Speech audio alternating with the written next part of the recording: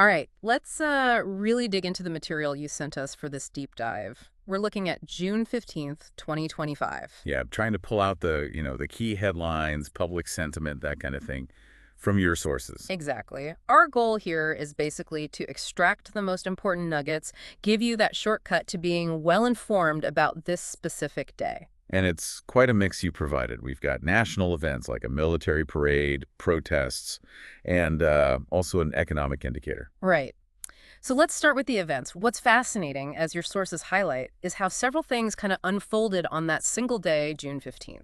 Well, the material points first to the U.S. Army. It was their 250th anniversary. Okay. And they held a pretty significant military parade in Washington, D.C. to commemorate it. And the sources mention this actually coincided with former President Trump's birthday. It did, yeah.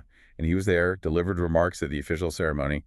Sounds like quite the display troops, historical reenactments, the works. So a big official celebration. That was definitely one side of the day. But the material you shared also details these parallel demonstrations happening nationwide. Ah, yes, the No Kings protests. I saw that in the articles. They were happening in major cities. Uh-huh. Focused on themes like democracy and civil rights. And the sources point out the timing wasn't accidental. They were specifically timed to counter the military display in D.C. That's what the materials suggest, yeah. Mm. The name No Kings, the timing apparently chosen by protesters to directly push back. Push back against what exactly? Well, against the sort of imagery of the parade and having a former president there at this state military event. They framed it as representing a different direction for the country than they wanted. Wow. So that contrast the sources highlight really paints a picture, doesn't it? This official display of power and history, and then these public assertions of, citizen rights and dissent. Yeah, different facets of the national mood all happening at once. Okay. But the material also gives us another piece, shifting gears a bit to the economy. Right, there's an Ipsos report detailed in your sources. Important piece of the puzzle. And this one shows a potential shift in consumer sentiment. That's right. Ipsos released June 2025 figures indicating consumer confidence rose to 53.4. 53.4. And the sources say that's significant because... Because it's the first time consumer confidence has actually climbed since February. Yeah. So a change in direction. Okay. Even if the number itself isn't, historically high. Exactly. The material notes it's still below those peaks, but the directional change is what's highlighted as noteworthy. Got it. And what was driving that uptick, according to the report in your sources? The Ipsos report, as summarized in the material you sent, mainly attributes it to stronger consumer expectations for the future. Expectations. Yeah, and also an improved outlook on the job market. People felt, a bit more confident about their personal finances and just the broader employment situation. Interesting. So, okay, let's try and pull all this together. We've got the parade, the protests, the consumer confidence. What does this snapshot from your sources really mean for you, the listener?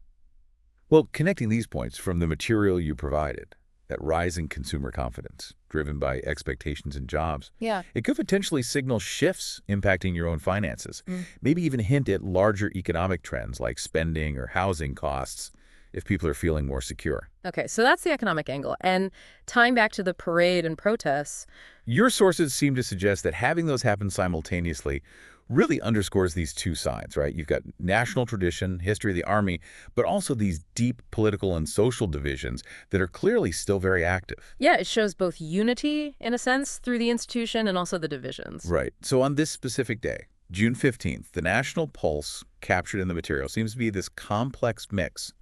Institutional pride, vocal opposition, and some cautious economic optimism. Absolutely. So just to recap for everyone, we looked at the U.S. Army's 250th birthday parade, former President Trump's presence there, the parallel No Kings protests pushing back, and that uptick in consumer confidence to 53.4, driven by future expectations and job outlook. And these different bits of information from the sources you shared suggest that, well, while there might be some positive signs on the economic front that could affect your wallet, the nation's political and social landscape is still one marked by both these enduring traditions and, very active expressions of dissent. It really makes you think about the bigger picture your sources paint. How do these seemingly unrelated things, a military celebration, political protests, consumer confidence numbers, how do they actually fit together to give us this unique insight into the national pulse at one specific moment? Yeah, that's definitely something to chew on based on the material you provided.